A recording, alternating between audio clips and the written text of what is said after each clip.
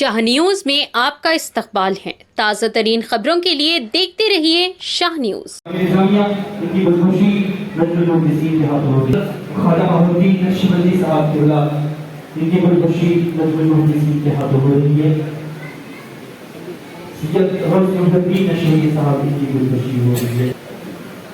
سبحان اللہ سبحان اللہ۔ زبانی استقبال کرتا ہوں۔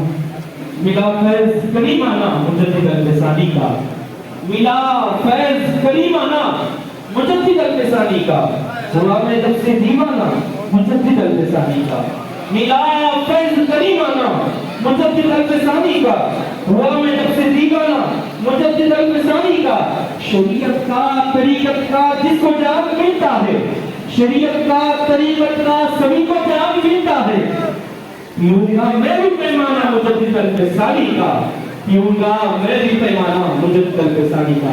سبحان اللہ سبحان اللہ۔ عبارت نفی کیونکہ شاید کہنے کے محبوب ان کی نفی کو محبوب سے مجدد الفسانی۔ الیاس صاحب کو دعوت دیتا ہوں کہ شاید کہنے کی سرے مبارک جھکا ہوا تھا، سرے مبارک حضور آگے صحابہ پیچھے، یہ کا کوثر پیے گا کوثر، ملے گی جنت، اسی کو میں شر میں چین ہوگا، اس کی قبول ہوگی اس کے دل میں اس سے اب میں کہتے ہیں ایسا نہ درد کے دیگا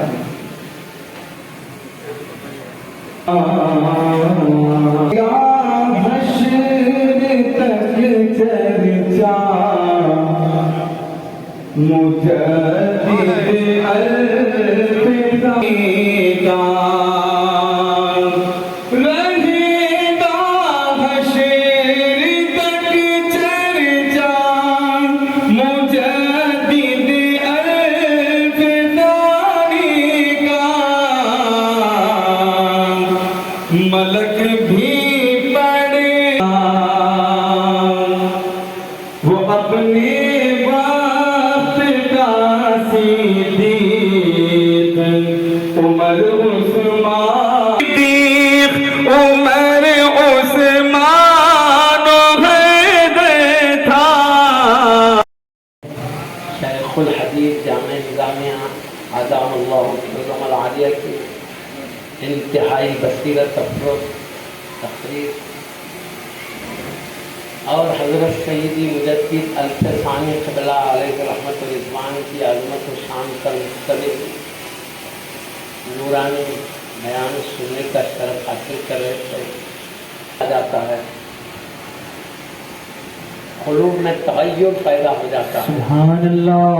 انتہائی ہے امت کے دین کی تجدید کرتے ہیں، یعنی نئے طور پر پھر دوبارہ اس سنت کو زندہ کرتے ہیں۔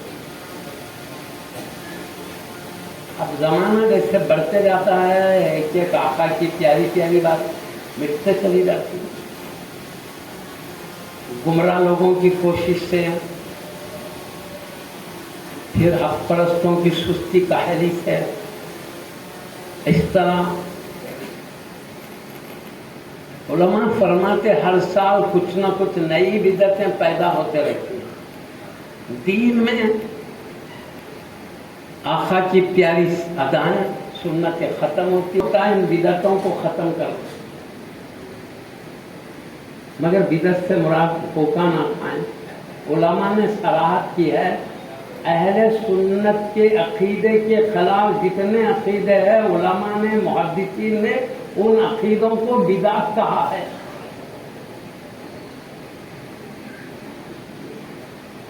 اور اہل سنت و جماعت کے ان باتوں کو جو اللہ و رسول کی مخالفت میں نہیں ہے، ان اچھی چیزوں کو اصطلاحی بدعت نہیں قرار دیا گیا۔ لغوی ہو سکتے، لغت میں ایک نئی چیز، مگر اصطلاح میں وہی نئی چیز بدعت ہے، اصطلاحی بدعت کرو جو کتاب اللہ سنت رسول اللہ کے مقابل میں ہو۔ دیکھو امام شافعی رضی اللہ عنہ تعریف کرتے البدعۃ ما خالف الکتاب والسنہ، جو کتاب اللہ سنت رسول اللہ کی مخالفت میں۔ اور حضرت سیدی मुल्ला अली कारी अलैहि रहमत व रिज़वान मिशकात की शरह में, जो मिशकात में एक हदीस आई है, तो हजरत ने शरह करते हुए फरमाया है, हदीस की शरह करते हुए फरमाया है, जो दीन से ना हो, या तो जाहिर तौर पर दीन से ना हो, अगर दीन से है उसका ताल्लुक तो बिदअत, चाहे जाहिरी तौर पर हो चाहे इस्तेंबात के तौर पर हो, यानी इससे ये बात निकाली जा सकती हो कुरान हदीस की रोशनी में। तुम्हारे अहले सुन्नत के जितने अच्छे काम है वो कुरान हदीस ही से अखज़ किए गए हैं, इस्तेंबात किए गए हैं, वो अच्छे काम बिदअत नहीं है। अगर कोई अहले सुन्नत व जमात के अफराद गलती करते हैं, उनका अपना ज़ाती क़सूर है, अक़ीदा अहले सुन्नत से उसका कोई तो गलती करता है, अहले सुन्नत के कानून के खिलाफ करता, अपना ज़ाती क़सूर है, अहले सुन्नत का क़सूर है, उसके क़सूर को अहले सुन्नत पे नहीं लगाया जा सकता।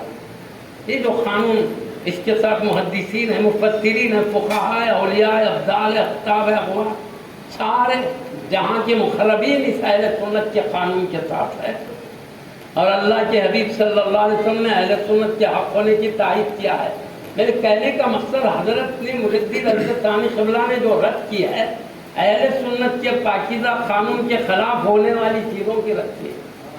इसी तरह सारे जहाँ के बुज़ुर्गों ने वही काम किया, चाहे गौसे समदानी रज़ियल्लाहु अन्हु हो, दीगर मुहद्दिसीन हो, मुफस्सिरीन हो, फ़ुक़हा हो, यही काम किया है उन्होंने। ये बिदअत हमारे अच्छे कामों को लुग़वी माने में कहा जा सकता है, लुग़त के अतबार से। इस्तिलाह की तारीफ अलग होती है, लुग़त की अलग। मैं इसलिए कह रहा हूँ क्योंकि वो बिदअत का रद्द करते हुए तो आपका जहन साफ करना, बिदअत है क्या।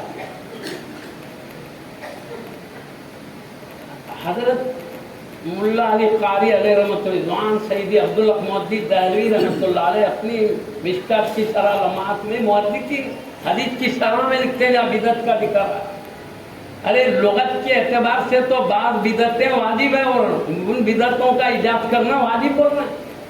उसमें क्या लिख रहे हैं, जैसे कुरान हदीस सही समझने के पढ़ने के लिए एराब सही है तो मतलब सही पढ़ सकते हो, एराब गलत हो मतलब पढ़े। उसको सही पढ़ने के लिए सर्फ और नहू का इल्म, इसके कानून, ये अगरचे के बिदअत है लेकिन कुरान हदीस सही पढ़ने के लिए वाजिब है।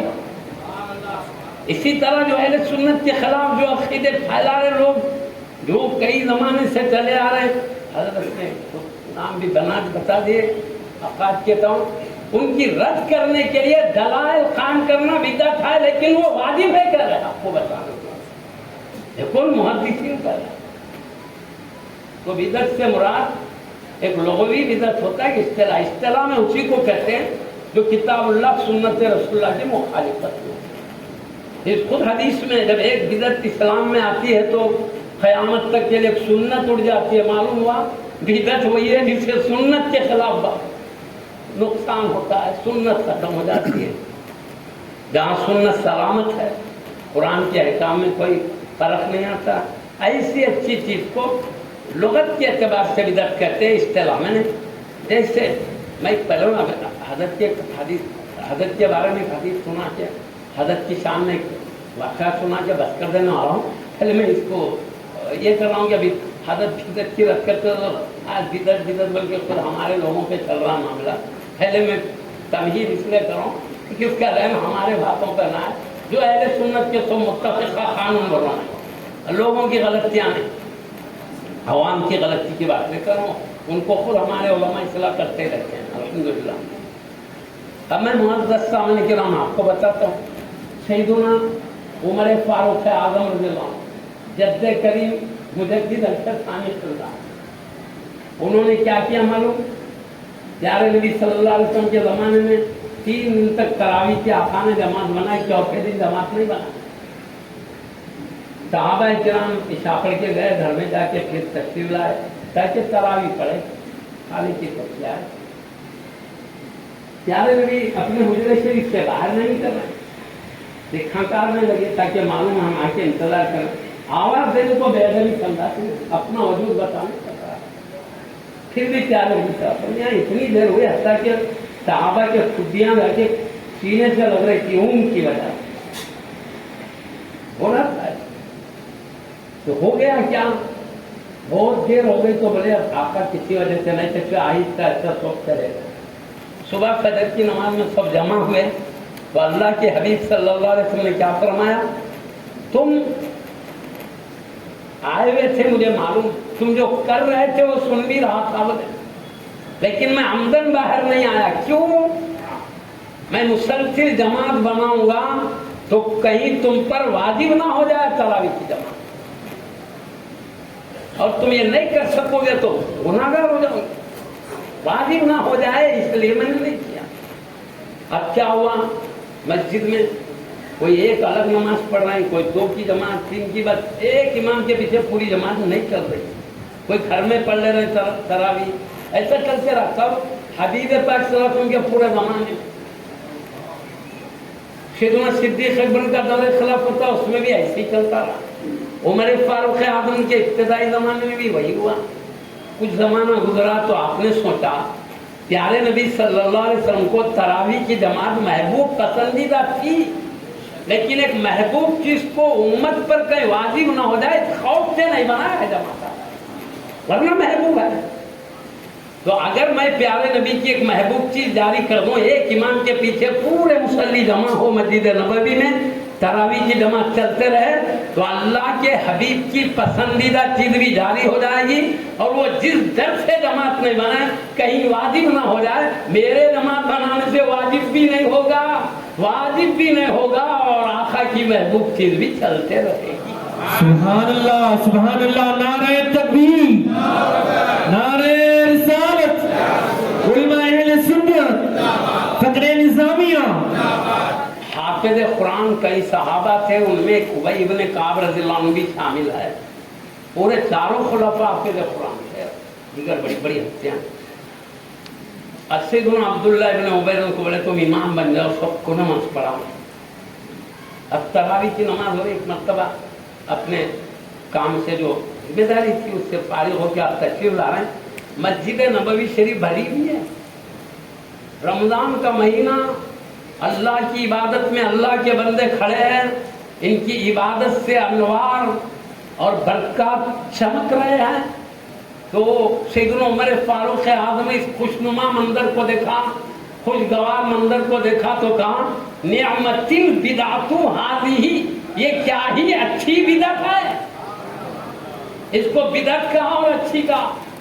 تم اس کیا اصطلاحی معنی میں نہیں کہا، اصطلاح میں تو جو اچھی ہے اصطلاح میں وہ بدعت ہی نہیں ہے، اصطلاحی بدعت وہی ہے جو بری ہو۔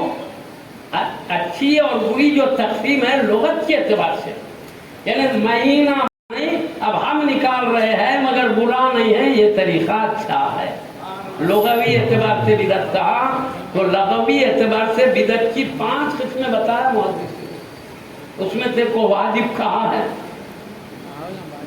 ایک کو مستحب کا، ایک کو مکروہ کا، ایک کو حرام کا، اس میں ہی قسمیں بھائی، مکروہ تحریمی، مکروہ تنزیہی، حرام ہے نا، تو لغت کے اعتبار سے قسمیں ہیں، اصطلاح کے اعتبار سے بدعت کی کوئی قسمیں نہیں۔ جو قرآن حدیث کے مخالفت میں جو نئی بات بھی امت میں رہے گی وہ اصطلاحی بدعت ہے، جس کے بارے میں کہا یہ بدعت گمراہی ہے، یہ بدعت کا جتنے تراویح پڑھیں سب جہنم میں ڈالیں، کیا بھی ہر بدعت دوزخ میں، اصطلاحی ہر بدعت دوزخ میں لے جانے، وہی حقیقت میں اصطلاحی بدعت۔ میں مثال کے طور پر ٹائم گھر چکی ہدارہ میں ایک سمجھانے کے لیے ضروری تھا، کفر ہے، شرک ہے نا، شرک کے لغوی معنی اور ہے، اصطلاحی معنی اور ہے۔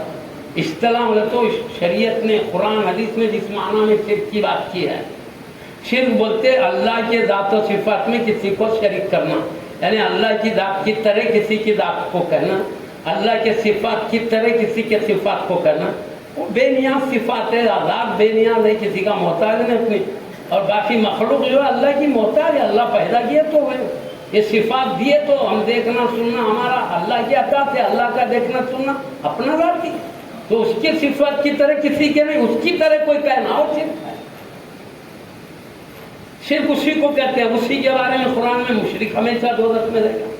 یہ لوگ بھی اصطلاحی اللہ کے ذات و صفات میں کسی کو شریک کرنا اصطلاحی شرک ہے، اسی اصطلاحی شرک کو کہا ہر مشرک ہمیشہ دوزخ میں رہے گا اگر خاتمہ توبہ کے نہیں، ہر مشرک اب لغت میں مشرک کی الگ معنی، مشرک کے معنی شریک کرنا.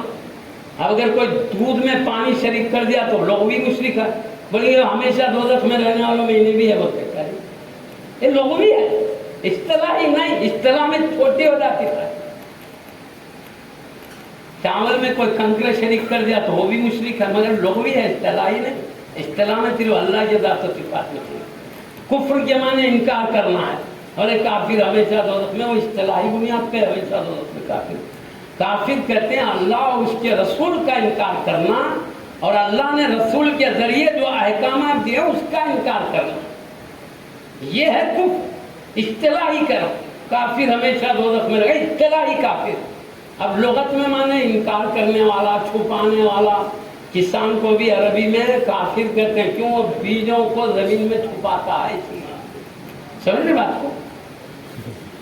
اور انکار کرنے والا، ہم بولے بھائی پانی پلا، بھائی بولے بچے کو نہیں پلا تو بولے تو انکار کا کفر والا، کوئی کافر ہو گیا، دوزخ میں ہمیشہ رہیں گا. لغوی معنی اور ہے اصطلاحی. جہاں فتوے آئے ہیں قرآن حدیث میں اصطلاحی بنیاد پر ہے، چاہے وہ کفر ہو یا شرک ہو یا بدعت، اصطلاحی معنی میں، لغوی معنی میں نہیں ہے. اتنی بات یاد رکھیے. حضرت نے بھی جو کہا یہ کیا ہی اچھی بدعت ہے، لغوی معنی میں بدعت کا، ورنہ حقیقت میں اصطلاحی بدعت تو ہوتی نہیں. جو اچھی ہے وہ اصطلاحی بدعت ہی نہیں. بہرحال سمجھ گئے نا. میں زیادہ یہی بہت ٹائم ہوگا اور میں لینا نہیں.